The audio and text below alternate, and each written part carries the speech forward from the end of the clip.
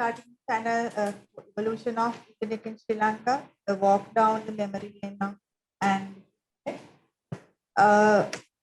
this session we are hosting on behalf of the Internet Society Sri Lanka chapter. Internet Society Sri Lanka chapter, purpose of Internet Society Sri Lanka chapter is serving the community for people who are interested in internet on the global and through a local perspective. So here today we have the pioneers of internet in Sri Lanka. So we have a very distinguished panel. Dr. Wanveer Singha, a senior lecturer, University of Colombo, and also head of local language and research lab, School of Computing.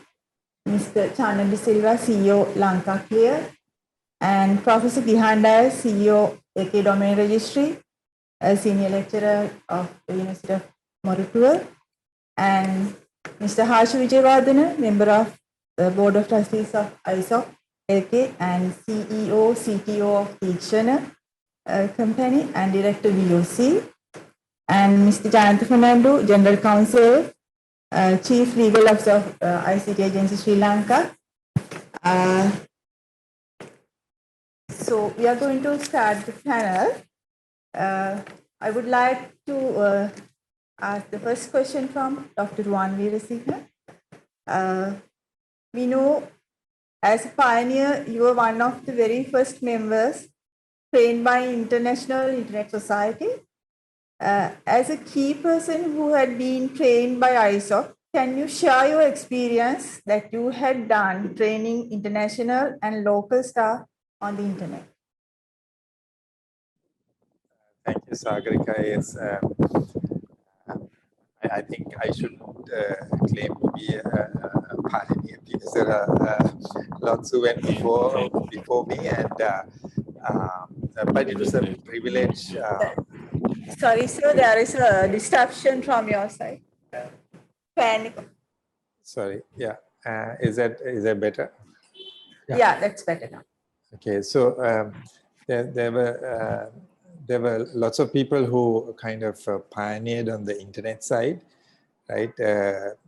And this is. I still remember when we first came back. Several of us who came back from postgraduate studies. We realized that our universities had computers, but they had only local networks. So even one lab could not talk to the next lab, and so those are the days when you had to draw cables over the. I mean, basically from crimping to everything had to be done by the academics, and so but. We had a really important vision, and that was we didn't want returning academics later, or of course returning Sri Lankans later, to find that as a barrier. And so we really got involved in. So we actually was, we halted our own research interest in the interest of setting up internet because we realized that from then on, once you have that, people will be able to return and not feel any difference in the environment. And this is an area where you can do research, whether you're in US or China or wherever, you have a fairly equal playing field. So about the Internet Society, of course, yeah, I think that was a really interesting era of my life, and that was because of the series of workshops that were kind of organized annually.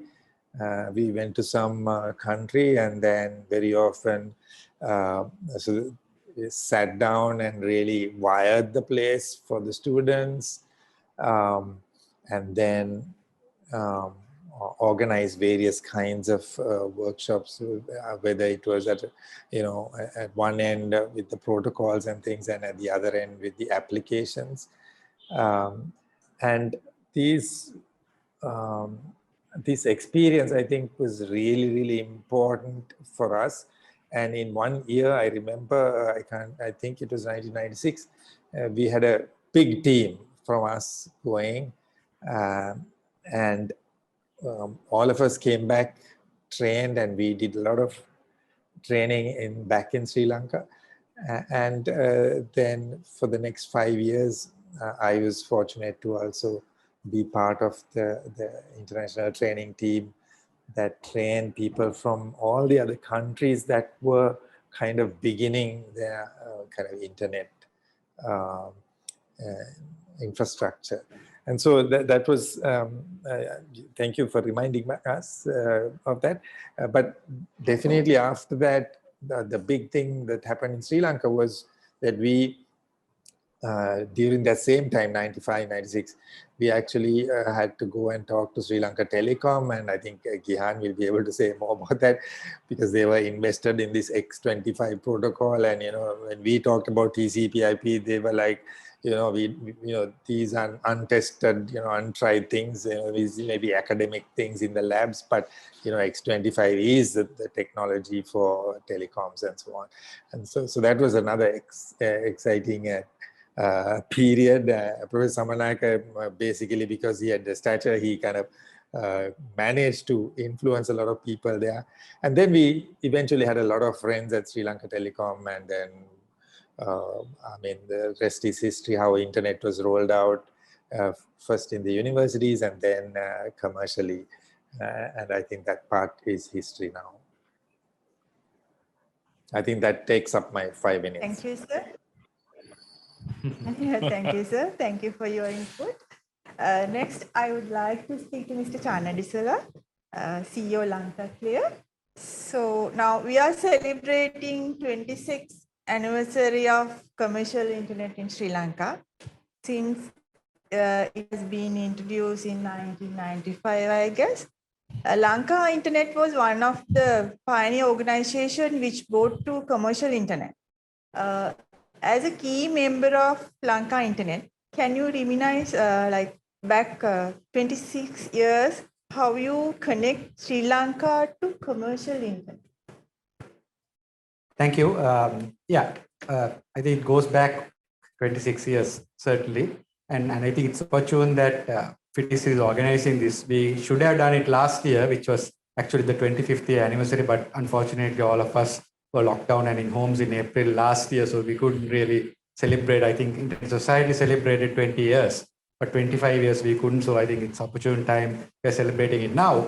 So in terms of internet, I think we had, prior to that, I think Professor Gihan and Ruan and them were involved. We had email access. We primarily had to and forward. We dialed into servers in the US and sending a few times a day email back and forth. But that was not sort of real-time internet.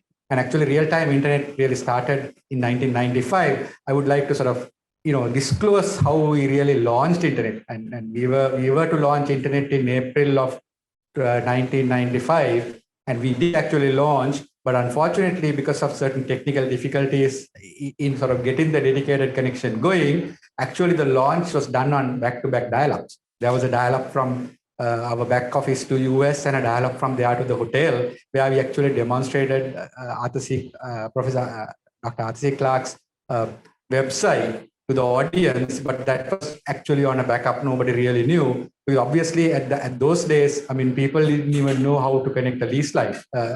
What actually we found that they have mixed up the transmit and receive wires and connected the router, so the lease line couldn't come up. And at that time, there was no Google or any documentation for people to go and learn and find out how it be done. So it was more trial and error. But actually, the dedicated connection establishment was really happened.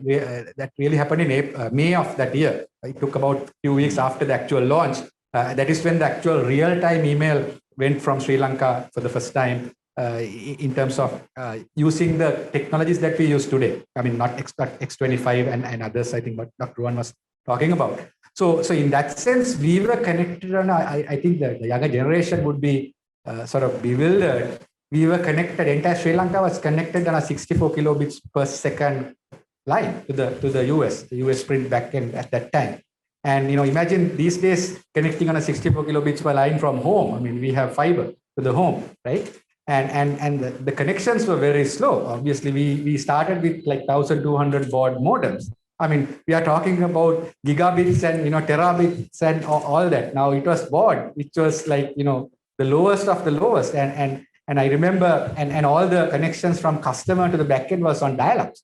And those days, the telephone network, I don't want to talk about, because you connect to a modem, you can hear the neighbor talking because there was cross connection, voice, you can hear, somebody speaking on the line, and the line doesn't connect. And when it rains, the manholes get filled, the phone connection doesn't go through, so you can't connect. And suddenly you are sending email to somebody, and 25% gone, the telephone line drops. You have to restart sending the attachment. So these were the sort of beginning of how Sri Lanka started. But I think gradually, from we upgraded to 128 and then went into a MB, and through fiber connection. Actually, we had fairly solid fiber connections through CBV and other cables in Sri Lanka, and we were able to get that quality of service. But I think more importantly, what we need to realize is those days, because of the limitation, I think we actually went the extra mile. We had the technical expertise to understand and do trial and error and get things working. Now with all these GUIs and other interfaces which are very simple to maneuver, a lot of nowadays people do not understand the lower level technologies. If something goes wrong, how to fix it. Whereas those days we just roll our sleeves and get into the field and get things working. So I think that was the attitude. I remember the first few days, not first few days, first few months, I would say maybe first year, the average time of us going home was 10 p.m. from office, because we were so much interested and getting things going. So I think the beginning was that, but from that, I remember at that time, the dialogue, we know of dialogues today, it was just a tiny room. I remember Dr. Hans Vijayasuriya sitting in a room using a small phone in front of British Council, the building, and that's how dialogue started. So even Lanka Internet started in a very small room, probably 1/10 of this size of this room, but I think it went along. So when we look back, the internet that started 64 kilobits per second, now I think, our phones have much bigger connections, right? And personal connection. So that's how it started. I think it's good for the current kids to understand how it started and what journey we have come through, and where it is now, because of the dedication and commitment of the people. I think people who are in this panel certainly contributed heavily, but also the others who are really contributed to this journey. So I think we need to recognize that, and we need to celebrate that. That way only we can go the next 25 years and then build on what we have done over the last 25 years. Yeah, thank you, sir. Thank you for your valuable input. And I would like to ask the next question from Professor Gihandas, CEO, LK Domain Registry, Senior Lecturer, University of Moratuwa. You were inducted by Internet Society Hall of Fame in 2013. You are regarded as one of the pioneers of introducing Internet in Sri Lanka, especially founding member of Lanka Education and Research Network Learn. Can you please share us with your some of the experiences of obtaining and running CCLT, country code top level domain for Sri Lanka, and running the LK domain registry for past 30 years? Right. Thank you, Sagarika. Basically, I think up to now you have heard Dr. Ruwan Veerasinghe talking about some of the issues he had when connecting to the internet, and of course Mr. Chanadi Silva talking about the first commercial internet connection to Sri Lanka, which was in 1995. Now, what about before that? Didn't we have anything before that? Well, overall, we could say we had things even before that, and so let's go back to the late 1980s. In fact, maybe before many of you are born. That's why I have, white hair, right? Because I was still there at that time. So we didn't have any internet. We didn't have any Google, right? So can you imagine a world without Google? Can you imagine a world without Facebook? We didn't have any of those. What we had was something called email, which of course we still have today, but those days that was pretty much the only thing we had. And I happened to be doing my postgraduate work in US, like many of the other people who started with me, and we found that we didn't know anything about what is happening in Sri Lanka. Then we also found that people in Sri Lanka, we found it very difficult to talk to us who are abroad. You know how we did those days? We had something called airmail. So you take one of those air mails, you write in small letters as possible because you want to write as lot as possible in the space they have given. You post it and it takes 2 weeks to get to Sri Lanka. Then if they reply, it takes 2 weeks for the reply to come back. Now today, you send the email or you send a message, a WhatsApp message, and you don't get reply within 10 seconds, you get very upset. Right? So that was the situation. So we said, okay, let's try to improve on that. And we said we will have email to Sri Lanka. Those days we didn't even think of how to get internet. So we set up, as Channa was saying, a UUCP connection between Sri Lanka and USA, and we had also various other places, and there are a lot of pioneers which we will not talk about one by one, but I want to acknowledge all of them all at once. And we dialed up once a day, later twice a day, and exchange all the email.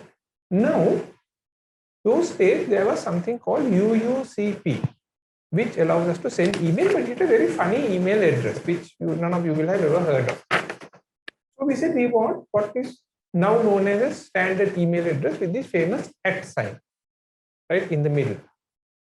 And we said, how do we do that? Well, somebody said, well, for each country there is a domain, and you should go and get the domain SL for Sri Lanka. So I said, okay, very good idea. How do you do that? And they pointed me at a person called John Postel, who unfortunately is no longer with us. And I wrote to him and said, Mr. or Dr. Postel, can we get SL? He said, no, not possible.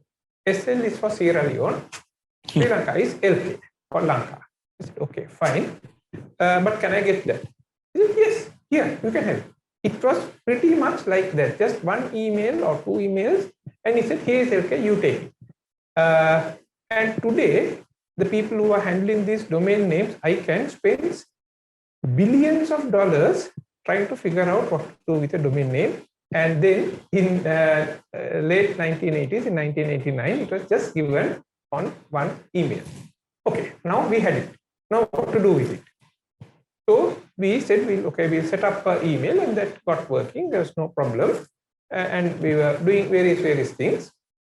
Then I came back in 1992, and then we realized, okay, there's no point, only the university and maybe 1 or 2 other places having email. We must have other people using email. Then, as Chan said, we started this World Wide Web, which wasn't there those days, but by about 1990s, it was there. And in fact, the Lanka Internet, I think Chan mentioned that their first web server, sri.lanka.net, was actually not even. So we said we will try to get as many people as possible to use this .lk domain and set up websites and email and anything else they want. So what did we do? We said we will have a way for people to ask for domain.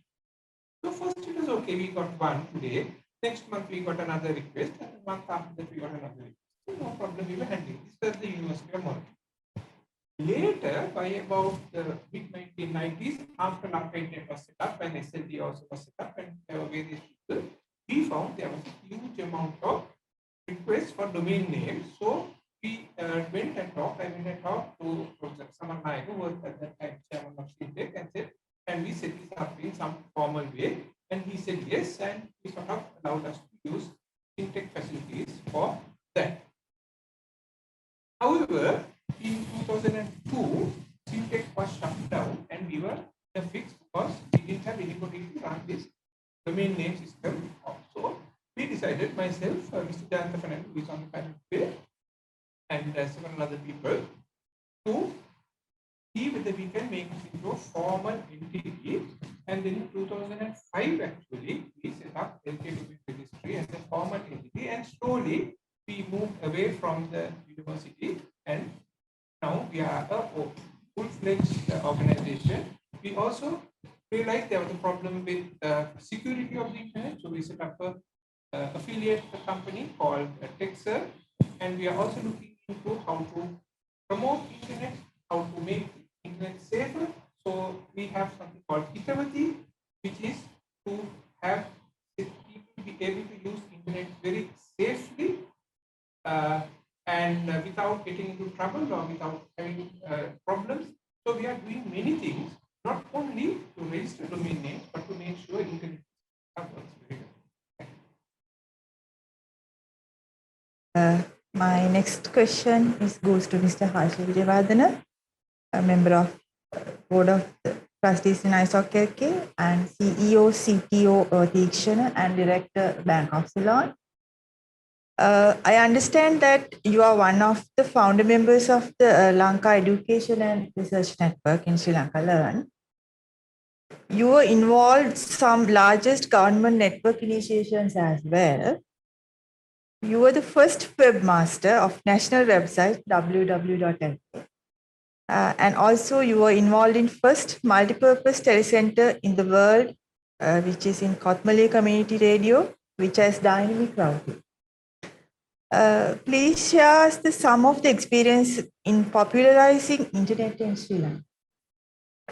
I think when it comes to learn, I think many before me, I think Professor Gihandas, Professor Abe Indurua, and it was all accident that I got involved in the learn. I'm a latecomer. I got involved since 1996. Some of the things I can remember vividly was that when I came to University of Colombo School of Computing, at that time we call Institute of Computer Technology, we didn't have, there was some lightning had struck and one of the routers had gone. So we had to figure it out a ways of to get connected to the internet. So it took about 6 months to get the router back online. And so we basically built small networks using the dynamic routing protocols like RIP and OSPF kind of that. So, but at the same time, so we had to actually, like what Channa said, we had to listen to the dial-up. So I used to be very good at connecting with the dial-up. So I could listen to the connection, and we will bring down the rate because there's so much noise, and so it's a very low connections. And at the same, so I became a kind of a person that who go along with to connect. So I was also part of Syntech at that time, and we started a radio program called Professor Saman Nayaka started, and using radio to talk about internet, called Internet Sampad Bhavitya. So actually, I was not a part of the program, but I was the guy who would go along with them and connect the modems, right, and to have the internet. So anyway, subsequently, I also became a part of that program, which lasted about 17 years, and at the SLBC. Then the interesting thing came. So I had to now. I also became part of the team that developed the www.lk. Dr. Nandasara did it. And then subsequently, I became the webmaster. So during the same period, we had to connect so many large networks like Ministry of Foreign Affairs, then the news.lk, the information department. All of that networks are done by us. And the greatest one was this Kotmale Radio Internet Project, which was funded by the UNESCO. So we had to connect Kotmale, which is about 123 kilometers from here. And so when I went there, the Sri Lanka Telecom was the provider. So they were using static routing at that time. So it was Mr. Undugodage. I don't know where he is now, actually, but he's in New Zealand. So he and I had a lot of discussion. So we thought of actually using OSPF. So I remember taking a Cisco 2500 box with me, and we had this Jeep. The ICT had a Jeep, and given by the JICA, and the driver now he's actually no longer living us. He passed away a long time back. And so we two of us actually went there. And so I had to talk to Mr. Undugodage So to do some of the adjustments, there's only one phone connection at the foothill of the Kotmale, this little hillock that you had so many bungalows. So one of the bungalows became the Kotmale radio. Community radio. So I basically told the drive, I remember. So the line of sight had been set up, but between the Navalapiti and the Kotmale, the funny thing was actually there were no neither the telephone connections nor the data lines. So the data lines have to be set up by me. So no phone connections. The exchange was not being done. So I had to go down to the foothill, and there was this USAID office which had a phone connection. So I gave a call to Mr. Undugodege, and I asked the person there to hold the line, because if they were to disconnect, I knew that we could not get the connected. So I asked her. So I asked the driver to take me up and down. I think I went about 20 times for about 2 hours.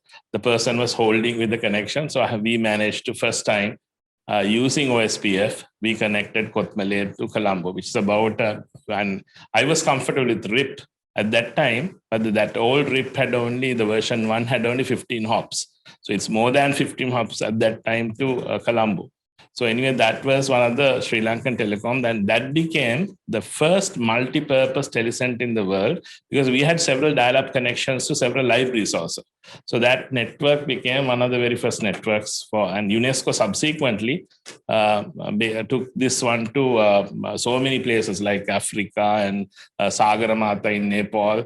So a lot of Sri Lankans don't know that actually the first this telecenter concept of this UNESCO concept was actually developed in Sri Lanka. And then the interesting part was subsequently we had another interesting project called Virtual Village Project, and Mahavidachya had the Wi-Fi the zone, and we had several Wi-Fi zones, and I think in parallel we developed with the Sarvodaya. And so that also became an interesting study for us, and that's long time before these Wi-Fi zones became the common way of connecting. I remember going. Dr. Ruan actually talked about. We went to the. I think Professor Gihan also with us. Remember, I think we all went to Sweden. When we were coming back from Sweden, we brought some of the first Wi-Fi the access points. So those are the time when actually we were really having a fun time, and in fact with the networking. And so I think Jayanti is also there. I think Jayanta can remember some of our, some of the things that we used to do at Syntech, I guess. So I was the very first webmaster, and really we enjoyed it. I think we all, as you said, I think all of us really, I mean, it's a challenge. I mean, when you run I remember, there's a very interesting one. I remember where Samanayaka, and we had an exhibition at the Institute of Computer in 1987, 97, 10 years of the anniversary. So we all want to give to show internet to everybody. So there was a lab of, I remember about 50 computers connected to internet. And so we in the night, we try to give internet, using RIP route, we took a Windows machine and we converted as a router. And those days, basically the NT machine, right? So that was done, and suddenly it will not broadcast. And I remember you could so there was a problem with the routing tables. And so we worked all night long. And finally in the morning, we realized there's something called silent RIP, and we have not turned on the RIP properly. So, and we had to meddle with the kernel of the operating system in the night. So those are the days, I think. So I think that there were the challenges. I mean, sometimes in the nights, things won't work, but it was really interesting time. So we were involved with so many websites, initial websites. So those are the time, and that's how I got to know Gihan really well. I remember we were going to the Sri Lanka Telecom for the learn. So that's how we did. I think it was a very interesting time. Thank you, sir. Thank you for your valuable input. And the next question goes to Mr. Jayanta Fernando. General Counsel, Chief Legal Officer of ICT Agency Sri Lanka. I would like to ask, you have played a major role in development of internet in Sri Lanka, as we heard at the moment. I would like you to share your contribution on the development of internet, specifically Sri Lanka, specifically on legal aspects. And secondly, I would like to ask you, what are the institutions involved in this process from 1990? Thank you very much, Sagarika. Can I be heard? Yes. Yes, yes. Good. So it's really nice to be amongst old friends, Gihan, Channa, Harsha, Ruan, and also Sagarika, you as well. You mentioned, I think many of the speakers here mentioned about ISOC, the Internet Society Global Forum, and the entity that provides the organizational home for IETF, the Internet Engineering Task Force. And actually, while the other speakers were mentioning their various stories, it occurred to me that even our involvement in this whole reforms initiative started also by some degree of accident. Actually, it happened due to a lot of insights we got at the ISOC.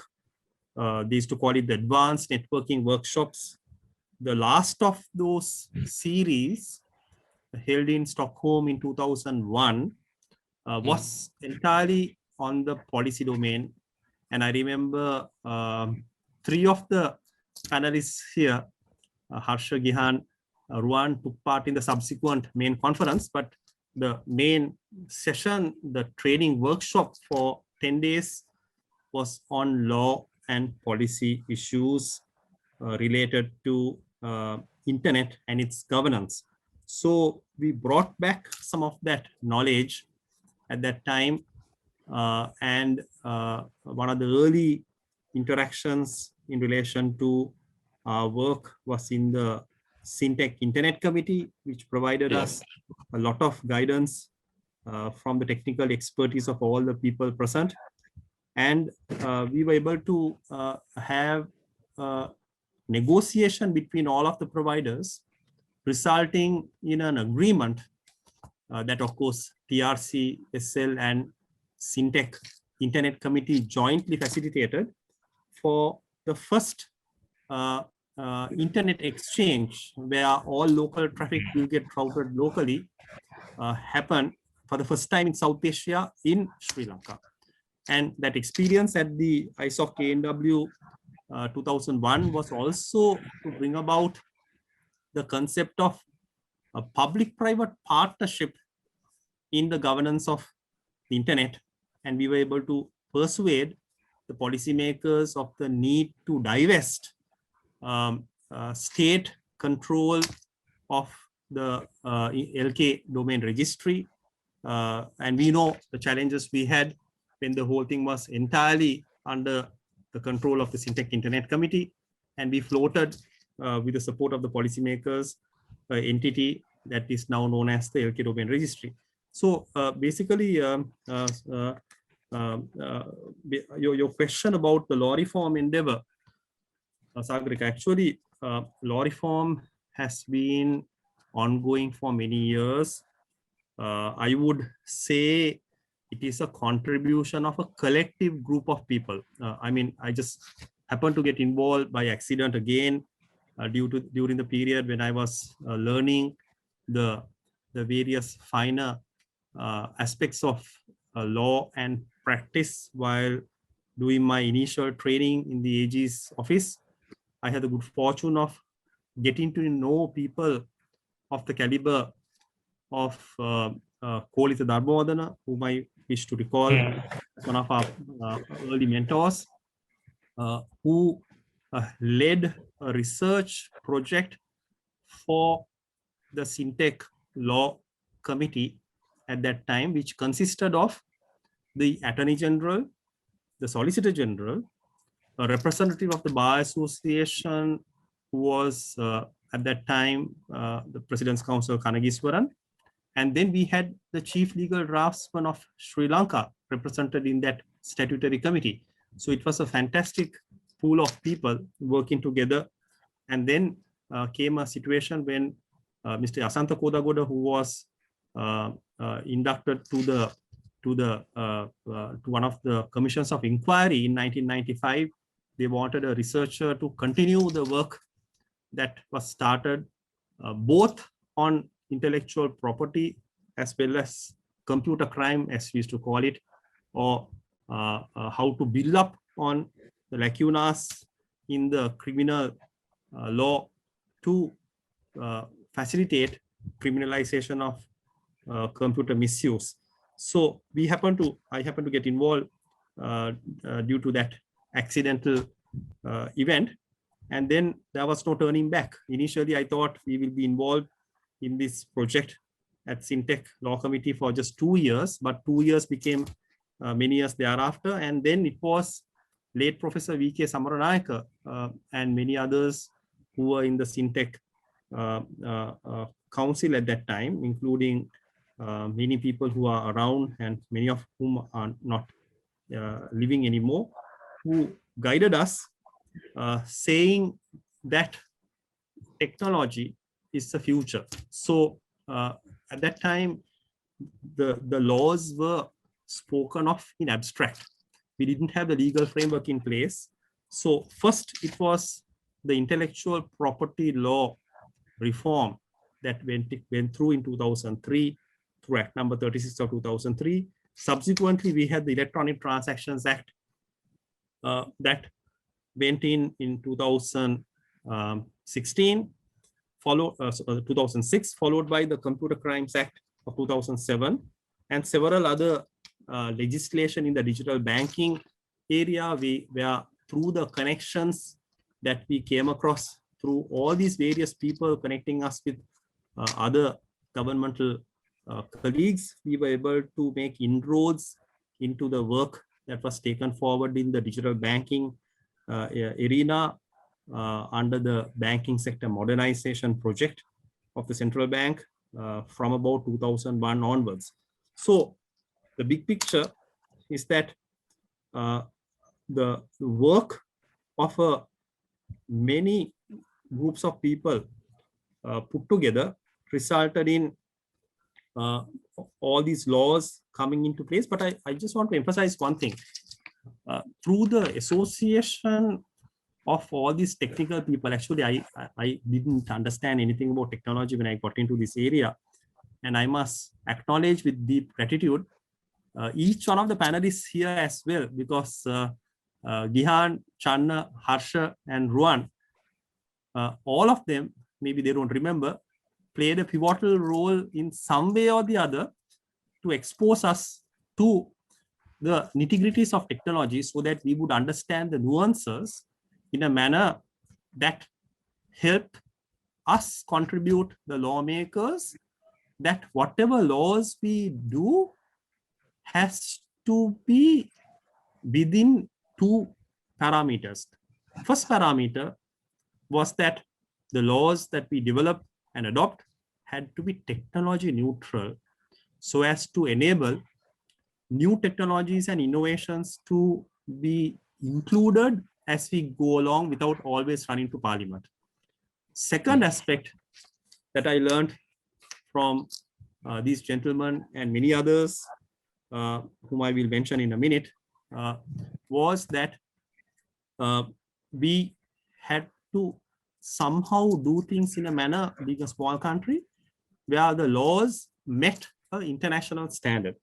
And that's why, Sagarika, if you remember, the last 10 years was pivotal.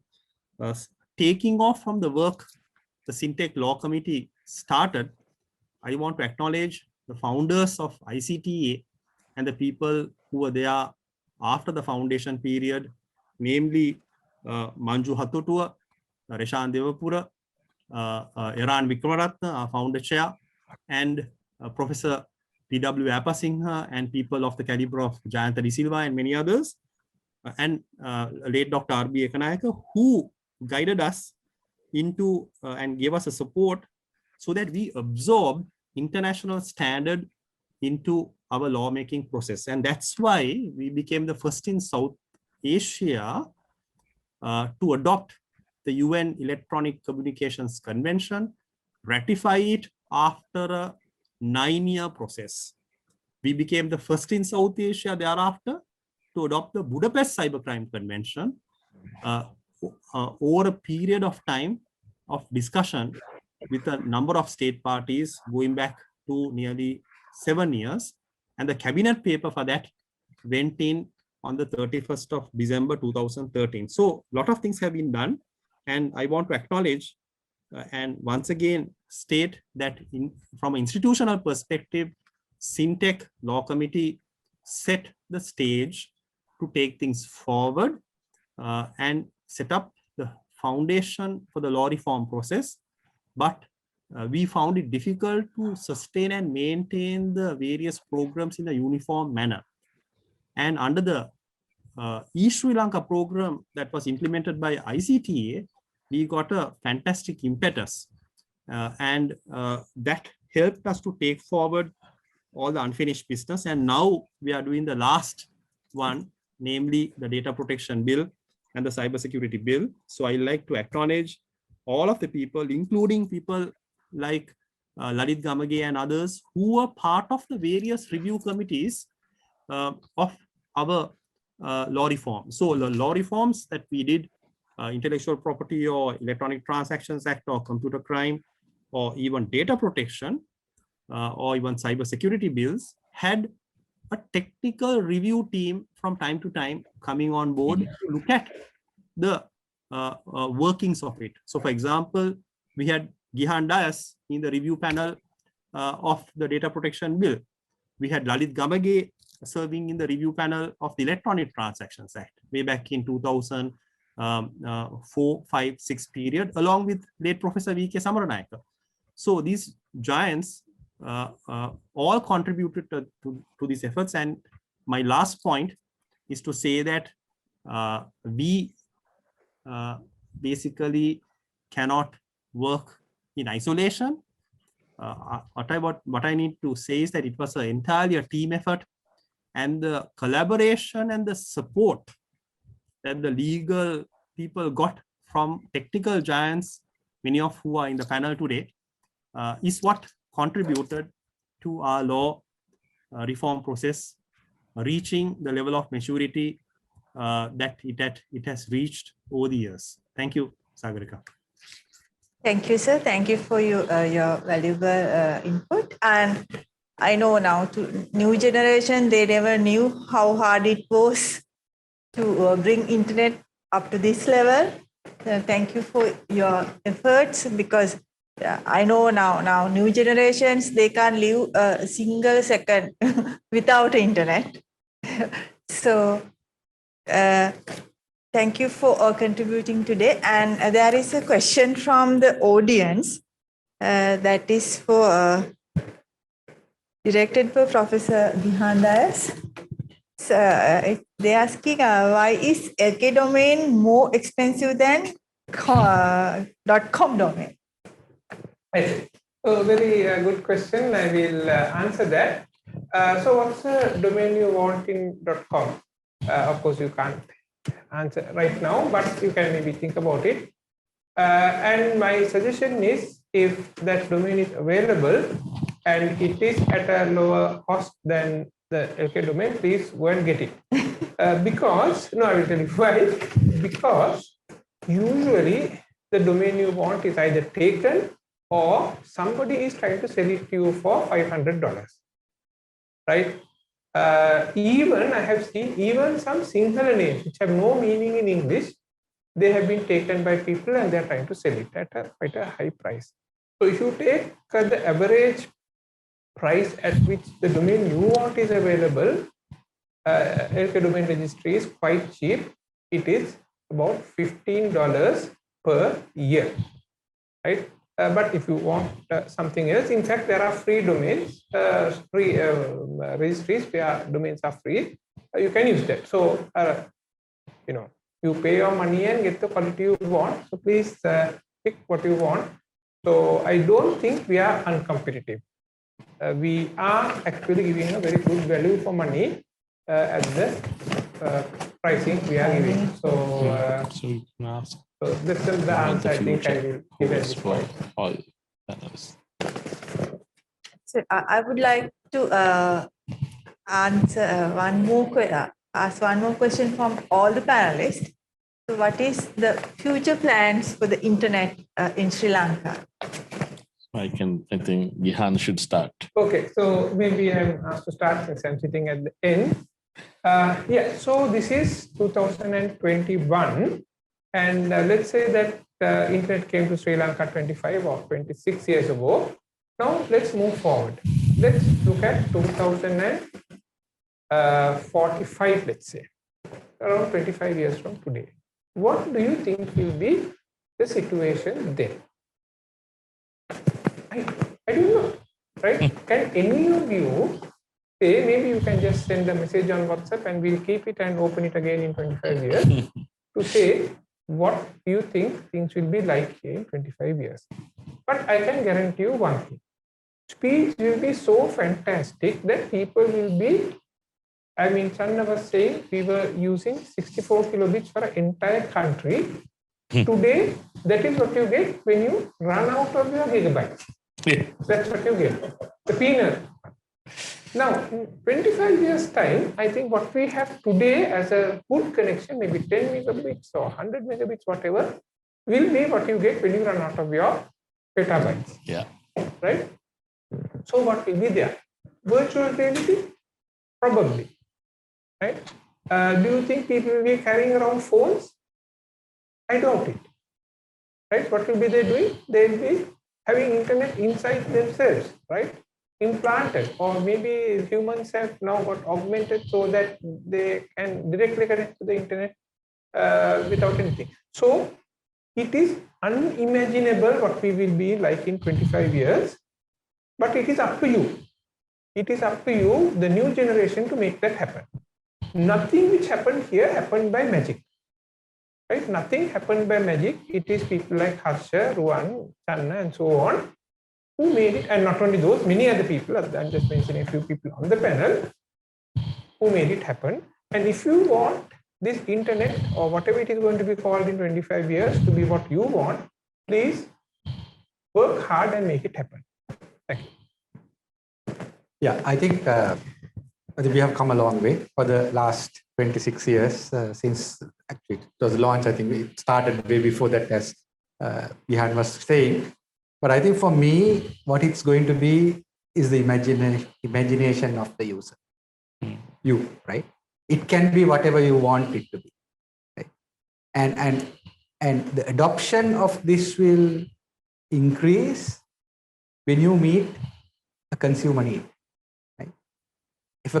If you are fulfilling a need of a person to make that person's life easier, or do something better, do something faster using the internet technology. We may not even call it internet. Right? I mean, it's using the technology of internet to do something. And internet is going to be whatever that you want it to be. Whether you want convenience, whether you want fast access, whether you want anything else in the future, you can mold internet into that. It's just a communication, connectivity way of connecting. Technology, but what form it will take, I think Professor Gihan was correct. I mean now we have Siri and Alexa, where you just talk to a device and get something done, right? I mean, but we don't know. I mean, it's your imagination. But the technology has evolved in such a way. I mean, we can't imagine. I mean, when we are sitting in an office in 1995, trying to connect two cables together, to get it going. Mm-hmm. What it would be now. I mean, now it's wireless, right? I mean, you don't even connect cables. I mean, you don't even need cables anymore, right? It's all wireless, right? And wherever you are. So I think it's again your imagination, but I think the technology has evolved, I would say, in a very fascinating but alarming pace. I think COVID-19 especially also gave a huge boost to this, because people start doing unimaginable things. when you're put into a corner, you want to get out, you will do unimaginable things. See, that's what happened. So I think it is what it's come a long way, but I think hopefully it will be for the betterment of the humanity, betterment of people. I think that's as long as we use it for that. Obviously, it can do the other side also, which is the bad things. But I think if as long as people use it for the betterment, it'll improve people's lives. I think that is what it's going to be. The use of technology is going to blend with people. Obviously, we can't live without a smartphone now. I mean, even in the toilet, you look at WhatsApp messages, right? I mean, which was unheard of, previously. So I think people are blended with technology, and it's your imagination. So as Gihan said, it could be embedded into your body. We don't know, right? I mean, it could be Internet of Things. You talk to your fridge, you talk to your microwave. It's your imagination. I think the technology is ready for your imagination to take you to the next level. I think that's where we are. Hopefully it will continue to evolve. Well, Chan, I think very interesting. I remember reading science fiction. I think when I was little, I used to read Arthur C. Clarke and all of the great part is I remember something about a Gaia, I think, talking about connecting people without any devices, and now we are talking about, now we are seeing it right now, right? I mean, but it will be, as you said, implanted in your brain. Can be sort of your mind waves, something similar to, where you can read the mind, the mind melts, right? Or when you connect. So there are a lot of, I think there is a quantum computing is happening, and it will be much faster. So there are a lot of things are happening right now. So the future is that I can't even think of what's going to happen. But one thing, we are not native users of computers. I think when I look at my daughter, I mean, I can see the difference. I love computing. I love computers. I love devices. I love all of that. But my daughter is, I don't think, she was born to this technology. I mean, they are very fast. It's just a tool that they are using. But we took a lot of effort to be, to part of this. So I think the future is it's like a pen and pencil. So all of these things will come naturally. I think, Channa, I forgot to, I think when we were talking about this to 1995, I saw the very first email, Randy Bush writing, and we actually inducted him also in the Internet Hall of Fame. So there were a lot of interesting stuff actually was written. So the future for me, it's infinity. So that is how I look at it. I think we can later talk about, I think, in much more about it. Yes, thank you. Thank you for your inputs. Now we are running out of time.